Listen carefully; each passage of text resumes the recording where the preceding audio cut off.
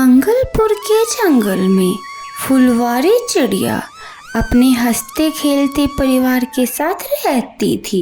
उसके पति की कपड़ों की एक दुकान थी और उसका बेटा एक बहुत अच्छे स्कूल में पढ़ रहा होता है। लेकिन उनकी खुशियों को किसी की नजर लग जाती है। एक दिन, क्या हुआ मिंटू जी? मैं बहुत दिनों से देख रही हूँ कि आप बहुत खोए खोए से और बहुत चिंता में रहते हैं। कोई बात है क्या? अरे फुलवारी, क्या बताऊं, आजकल मेरा धंधा बहुत मंदा हो गया है। मार्केट में इतने सारे शोरूम खुलने की वजह से मेरी दुकान पर ग्राहकों की भीड़ बहुत कम हो गई है। दुकान की कमाई से सिर्फ घर का ही खर्चा चल पाता है। इसलिए मुझे अपने बेटे गोलू की पढ़ाई की चिंता हो रही है, क्योंकि जैसे जैसे इसकी क्लास बढ़ रही है वैसे वैसे इसकी फीस भी बढ़ रही है। अगर सब ऐसे ही चलता रहा तो मैं इसकी फीस कैसे दे पाऊंगा? बस इतनी सी बात है मिंटू जी। मैं सोच रही हूँ क्यों ना मैं भी कोई काम शुरू कर दूँ, जिससे मेरा टाइम पास भी हो जाएगा और हमारी आमदनी भी डबल हो जाएगी। नहीं नहीं फुलवारी, मैं तुमसे काम कैसे करवा सकता हूँ? जब बाहर किसी को पता चलेगा तो सभी मेरा बहुत मजाक बनाएंगे। अरे मिंटू जी, आप किन बाहर वालों की बात कर रहे हैं? अगर आज हम परेशान हैं तो क्या वो बाहर वाले हमारी सहायता के लिए आते हैं? नहीं ना। तो उन बाहर वालों के बारे में इतना क्या सोचना। अभी हमें सिर्फ हमारे और हमारे गोलू के बारे में सोचना चाहिए। हाँ फुलवारी, शायद तुम सही कह रही हो, लेकिन तुम क्या काम करोगी? हाँ मिंटू जी, मैं भी यही सोच रही हूँ कि ऐसा कौन सा काम है जिसको मैं बहुत बेहतर तरीके से कर सकती हूँ।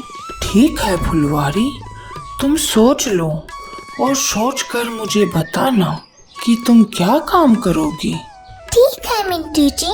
अब अगले दिन फुलवारी अपने बच्चे का टिफिन पैक करके उसको स्कूल भेज देती है। जब स्कूल का लंच टाइम होता है तो सभी बच्चे कैंटीन में आ जाते हैं और अपना अपना खाना खाना शुरू कर देते हैं। अरे गोलू, तुम्हारी मम्मी के हाथों में तो स्वाद है। मुझे तुम्हारी मम्मी के हाथ का बना हुआ खाना बहुत अच्छा लगता है। अब गोलू घर आकर अपनी मम्मी को अपने दोस्तों की सारी बात बताता है कि कैसे कैसे उसके सभी दोस्त उसकी मम्मी की खाने की तारीफ कर रहे थे। गोलू की सभी बातें सुनकर फुलवारी को भी आइडिया आता है कि उसे क्या काम करना चाहिए। जब मिंटू शाम को घर आता है तो फुलवारी मिंटू से कहती है, मिंटू जी, मुझे पता चल गया है कि मुझे क्या काम करना चाहिए। अच्छा, बताओ। सभी लोग मेरे खाने की बहुत तारीफ करते हैं, तो क्यों ना मैं एक फास्ट फूड की अपनी एक छोटी सी दुकान खोल लूं। हाँ फुलवारी, वाकई में तुम बहुत लाजवाब खाना बनाती हो और ये तुमने बिल्कुल सही कहा कि तुम्हें एक फास्ट फूड की दुकान ही खोलनी चाहिए। अब अगले दिन फुलवारी जंगल में एक अपनी छोटी सी फास्ट फूड की दुकान खोल लेती है। जब जंगल के बाकी पक्षियों को यह बात पता चलती है तो वो सभी उसका बहुत मजाक बनाते हैं, लेकिन फुलवारी उनकी बातों पर ध्यान न देकर अपने ग्राहकों को खाना खिलाने में बिजी रहती है। धीरे धीरे करके फुलवारी के खाने की चर्चा दूर दूर तक फैल जाती है और दूर दूर के पक्षी फुलवारी के पास खाना खाने के लिए आने लगते हैं।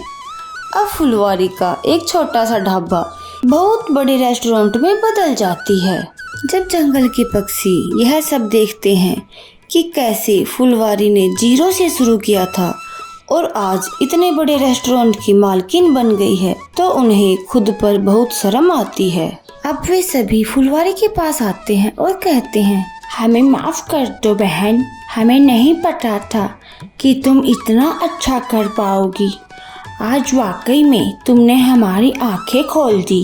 अरे कोई बात नहीं, और ये तो बहुत अच्छी बात है कि तुम्हें तुम्हारी गलती का एहसास हो गया है। मैं तुम्हें एक बात जरूर कहूँगी कि कभी भी किसी भी इंसान को कम नहीं आंकना चाहिए, क्योंकि अगर एक छोटी सी चींटी भी अपने पे आ जाए तो एक बहुत बड़े हाथी का जीना हराम कर देती है। और दूसरी तरफ फुलवारी के पति की कपड़ों की दुकान भी फिर से जोरों शोरों से चलने लग जाती है। अब वे पहले की तरह फिर से बहुत अमीर हो जाते हैं और एक बहुत अच्छी जिंदगी जीने लग जाते हैं।